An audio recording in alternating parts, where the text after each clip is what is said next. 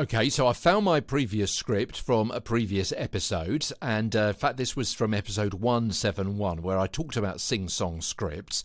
So you might have, for example, a fire has torn through a factory in Manchester. 30 firefighters were sent to the scene. It broke out on Henderson Drive at 1 a.m. Police say one person has been reported missing. Because each of those sentences are a similar length, you can get into a bit of a sing-song delivery. A fire has torn through a factory in Manchester. 35 firefighters were sent to the scene this morning. It broke out on Henderson Driveway at 1 a.m. Police say one person has been reported missing. I'm exaggerating, of course, to prove my point, but you get where I'm coming from on that. So you've got to be really careful of a sing-song delivery, that it doesn't rise and fall in cadence in a predictable way, because that is rather awkward to listen to. A soft sell commercial is a script that's read with low volume, low emphasis, and in a natural low-key style. We spoke about a hard sell delivery a few days ago. A soft sell is obviously completely different to that.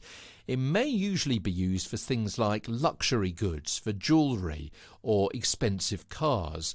So it's a low volume, you've got low emphasis, you've got a natural low-key style.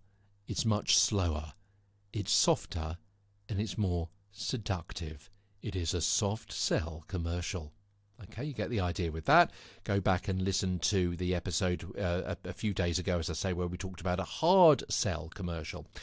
And also today, finally, sound-alikes. These voice actors are similar to celebrity impersonators, but whereas impersonators usually perform exaggerated and comic impressions of the star, sound-alikes create the vocal tones and mannerisms. When I say mannerisms, I'm talking about the style, cadence, inflection for a short retake or maybe a dub. And it could be in movies, TV, radio, commercials as well. And that saves the cost and the time implications of getting the original star in the studio to re-record just a few words. So it may be, and I'm certainly not saying this is the case, but in a fantasy world, Sir David Attenborough has recorded his latest episode, Wildlife Extravaganza documentary, with brilliant shots and that fantastic, well-recognised voiceover that he does.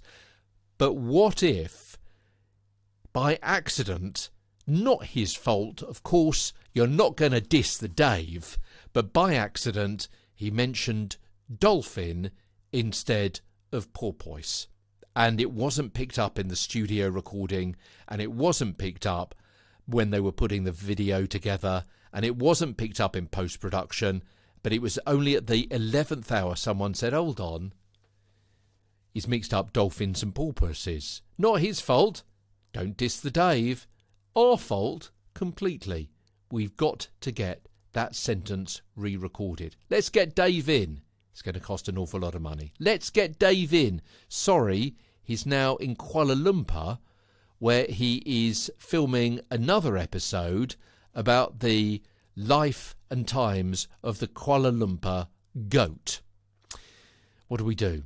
We get a sound-alike in, just to record that one word, or maybe that phrase, possibly the sentence.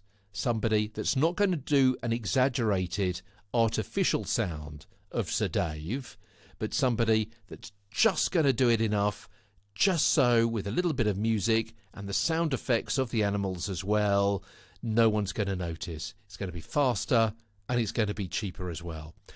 That's an exaggerated example of where that might happen. You've got a sound-alike doing something instead of the real person.